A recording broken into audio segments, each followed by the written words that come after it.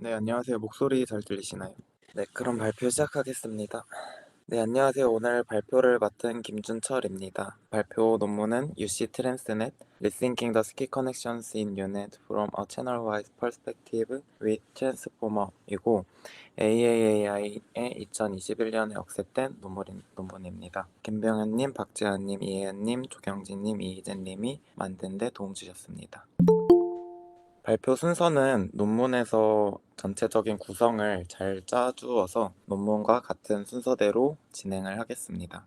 발표에 앞서 들어가기 전에 전체 논문에서 제안했던 모델에 대해서 처음에 보고 넘어갈 텐데 유넷과 비슷한 익숙한 구조에다가 가운데 스키 커넥션이 트랜스포머 베이스의 모델로 대체된 것을 확인할 수 있습니다. 그리고 추가적으로 디코더에 만나기 전에 한 번 더 가공하는 모듈이 추가되어서 유넷 구조에다가 CCT와 CCA 두 가지 모듈을 통합해서 제안한 모델을 이야기하고 있습니다. 논문에서는 인코더와 디코더, 스키 커넥션의 역할이 있다고 이야기를 하고 있고, 인코더는 로우 레벨과 하이 레벨 피처들을 모아주고, 디코더는 그 피처들의 시멘틱 피처들을 하나의 목표 결과물로 모아주고, 스키 커넥션 같은 경우에는 에버리지 풀링이나 맥스 풀링과 같은 과정을 통해서 사라지는 스페이셜 인포메이션을 좀 복구하고 회복하는 데 도움을 준다고 이야기를 하고 있습니다. 근데 이 세 가지 역할이 뚜렷하게 나눠져 있기 때문에 두 가지 시멘틱 갭이 생긴다고 이야기를 하고 있는데, 첫 번째로는 여러 가지 레졸루션의 다양한 멀티스케일 인코더 피처들 사이에 시멘틱 갭이 있다고 이야기를 하고 있고, 두 번째로는 인코더와 디코더 사이에서 시멘틱 갭이 발생하고 있다고 이야기를 하고 있습니다. 그래서 이러한 피처들을 어떻게 하면은 더 효과적으로 그리고 효율적으로 잘 섞어줄 수 있는지 이런 데에 초점을 맞춰서 모듈을 개발을 했습니다. 들어가기 앞서 이전에 어떤 식으로 시멘틱 갭을 줄이려고 모델이 발전해 왔는지 보면은 유넷 플러스 플러스 같은 경우에는 에지듀얼 에지듀얼이 아니라 스키 커넥션의 구조를 이제 덴스 패스로 대체를 해서 시멘틱 갭을 줄이려고 했고, 두 번째로 멀티레즈 유넷 같은 경우에는 스키 커넥션을 이제 레지듀얼을 합쳐서 좀 더 강화하는 식으로 시멘틱 갭을 줄이려고 했습니다. 근데 두 가지 한계는 유넷 플러스 플러스 같은 경우는 세임 스케일 피처만 이제 섞어주는 것으로 맞췄고, 멀티레즈 유넷 같은 경우에는 어느 정도는 밸런스를 맞췄지만 조금 부족하다고 이야기를 하고 있습니다. 그래서 여기서 논문에서는 이렇게 멀티 스케일의 피처들을 섞어주는 것이 정말로 중요하다라고 이야기를 하고 있습니다. 그래서 결국은 어떻게 시멘틱 갭을 인코더와 디코더 사이에서 줄일 것인가, 그리고 멀티 스케일의 채널 와이즈 인포메이션을 논 로컬 시멘틱 디펜던시, 곧 컨볼루션이 아니라 트랜스포머 계열의 모듈로 어떻게 만들 것인지 고민을 하였고, 그래서 그 고민의 결과로 스키 커넥션을 대체할 수 있는 하나의 모듈을 제안했습니다. 그 모듈은 크게 두 가지로 나누어지고, 채널 와이즈 크로스 퓨전 트랜스포머와 채널 와이즈 크로스 어텐션, 두 모듈 전반적으로 채널에 집중해서 만들어진 모델이라고 이해하시면 될 것 같습니다. 논문에서 컨트리뷰션이라고 이야기를 하는 것은 어떻게 보면 스키 커넥션에 잠재되어 있던 단점을 안 보고 이제 개발을 해왔었는데, 이 부분에 대해서 우리가 다 파헤쳐 봤다는 것과, 그 다음에 새로운 퍼스펙티브, 그러니까 채널 와이즈한 퍼스펙티브로 세그멘테이션의 퍼포먼스를 올리기 위한 것에 컨트리뷰션이 있었다고 하고, 그리고 레스 컴퓨테이션 코스트로 이제 높은 성능을 가져왔다고 이야기를 하는데, 이 부분 같은 경우에는 뒤에서 한 번 더 설명해 드리겠습니다. 이 모델이 나오기까지 어떤 모델이 있었는지 한번 살펴보겠습니다.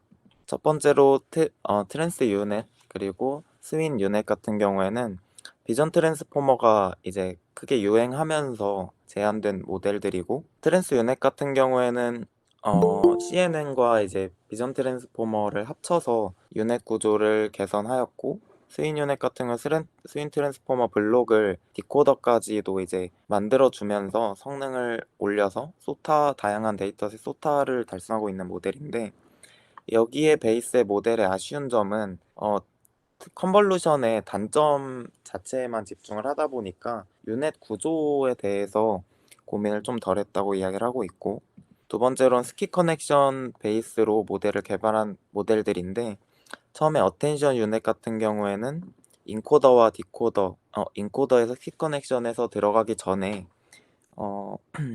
1 곱하기 1 곱하기 1 컨볼루션을 활용을 해서 얼마나 이런 피처들이 더 효과가 있는가에 대해서 시그모이드로 전달해 주어서 유용한 피처들만 남기는 추가적인 어텐션 게이트를 제안했고, R2 유넷 같은 경우에는 레지듀얼을 여러 가지 방면으로 실험한 논문인데, 이렇게 컨볼루션 자체에도 리커런트 방식을 실험한 논문인데, 리커런트를 컨볼루션에도 넣거나 그 다음에 컨볼루션을 리커런트를 넣은 채로 진행하는 실험을 했던 논문입니다.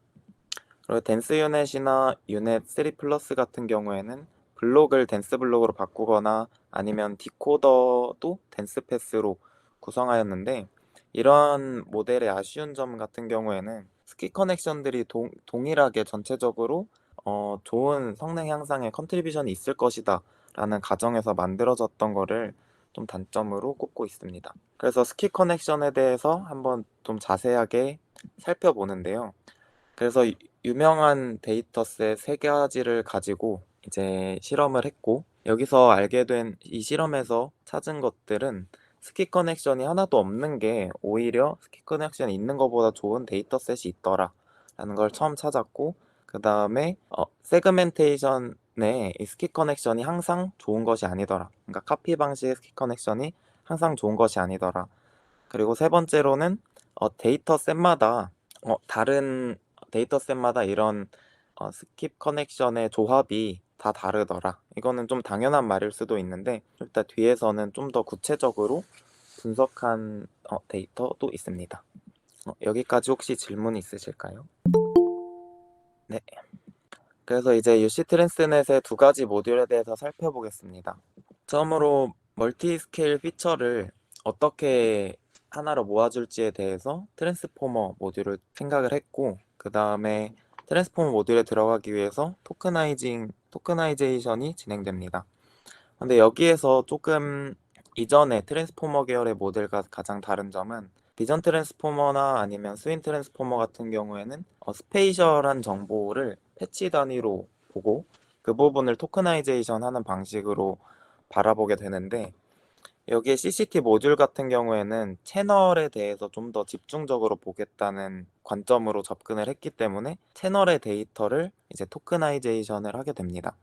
그렇게 하기 위해서 모든 레졸루션을 동일하게 만들어주는 이제 패치를 각각 다른 레졸루션마다 각각의 다른 패치를 적용을 해서 레졸루션을 맞추게 되고, 그 부분에 이제 채널 부분만 토크나이제이션을 해서 트랜스포머 모델에 들어가게 됩니다.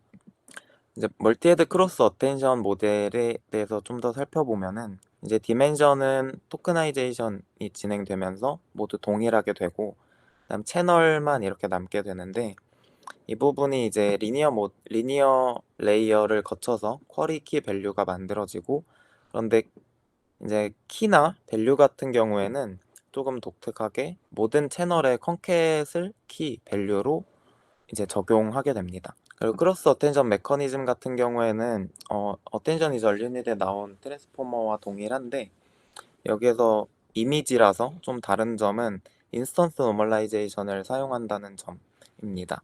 그리고 두 번째로는 어텐션 이즈 얼유닛에서는 멀티헤드 어텐션을 할 때 어떤 디멘션을 잘라서 어떤 좀 연산의 효율성을 위해서 디멘션을 자른 다음에 여러 개 헤드의 트랜스포머를 거치고 나중에 컨캣 시키고 리니어 레이를 만들어서 동일한 임베딩을 만들어주지만, 여기에서는 크로스 어텐션 메커니즘을 그냥 여러 개를 정말 태우고요. 그 부분을 그냥 평균 값으로 이제 멀티헤드 크로스 어텐션을 진행합니다. 그 이유는 논문에서는 이 채널의 관점에서 바라보고 모듈이 진행될 때 좀 스무스한 업데이트를 원한다고 해서 이 평균 값으로 한다고 이야기를 하고 있습니다. 최종적으로는 MCA를 쿼리와 더해서 MLP를 지나고, 그 그 부분을 더해서 아웃풋으로 출력하게 됩니다. 두 번째로는 CCA 모듈인데, 이 모듈 같은 경우에는 좀 이미지 쪽을 하셨더라면 조금 익숙할 수 있는 스퀴즈 익시테이션과 비슷하다고 느꼈습니다. 여기서 이제 인코더 CCT 모듈에서 나온 아웃풋을 이제 글로벌 에버리지 플링을 해서 각각의 채널마다 얼마나 중요한지에 대해서 바라보는 모듈이고, 그 부분에 이제 디코더까지 같이 합류하게 되면서 인코더와 디코더의 어떤 부분의 채널을 더 중요시할 것인가, 이 부분이 고려된 모듈이라고 생각하고 있습니다. 그 다음에 이제 실험에 대해 설명드리겠습니다.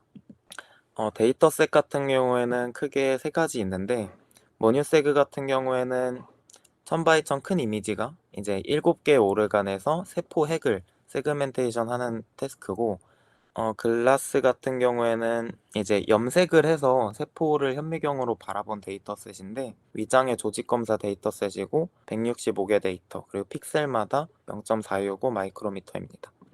시냅스 데이터셋 같은 경우에는 512, 512, 85, 512, 512, 198로 3D 데이터셋이고 6개의 오르간에 대해서 이제 6개의 오르간을 세그멘테이션 하는 태스크입니다.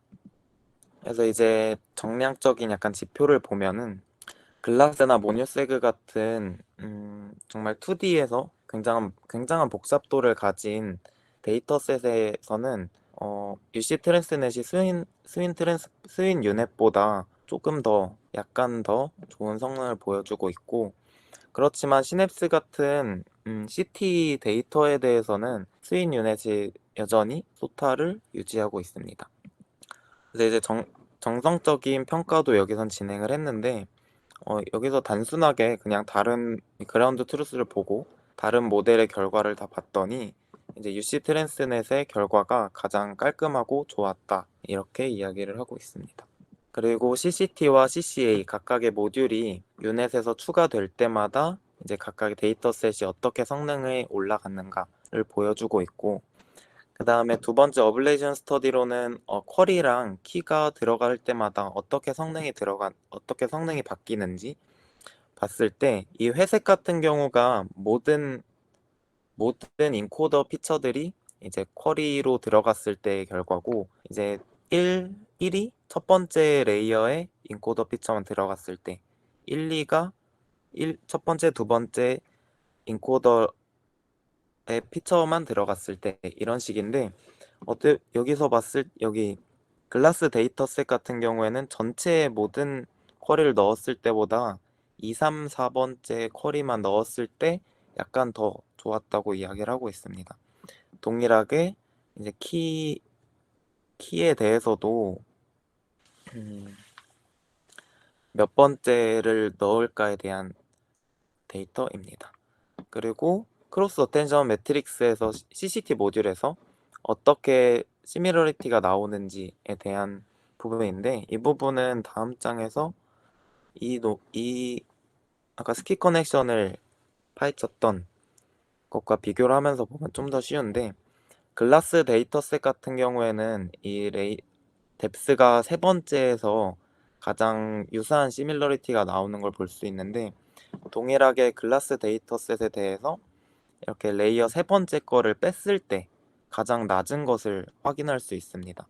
그리고 이 가장 시밀러리티가 높은 레이어에서만 스키 커넥션을 넣었을 때 성능이 가장 좋은 것을 확인할 수 있고, 모뉴세그 같은 경우에도 레이어 뎁스가 2일 때, 레이어 두 번째가 빠졌을 때 가장 성능이 떨어지는 것을 확인할 수 있고, 레이어 2가 들어갔을 때 이것만 들어갔는데도 성능이 굉장히 높게 나오는 것을 볼 수 있습니다. 그래서 아까 스키 커넥션에 대해서 실험을 할 때 데이터셋마다 이제 그 컨비네이션이 다 다르다, 컨트리뷰션에 대한 컨비네이션이 다르다라고 했는데, 그분이 실제로 데이터셋마다 이렇게 시각화하고 이제 해석 가능하게 표현할 수 있는 모델이 되었습니다. 네. 결론적으로는 이제 채널 트랜스포머 UC 트랜스넷을 이제 제안을 했다는 것을 이야기를 하면서 채널 와이즈한 이제 퍼스펙티브를 제안했다, 그리고 두 번째로는 소타를 달성했다.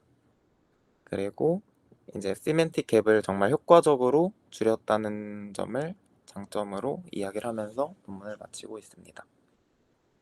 혹시 질문 여기까지 있으실까요?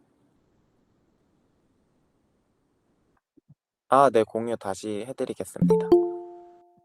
네.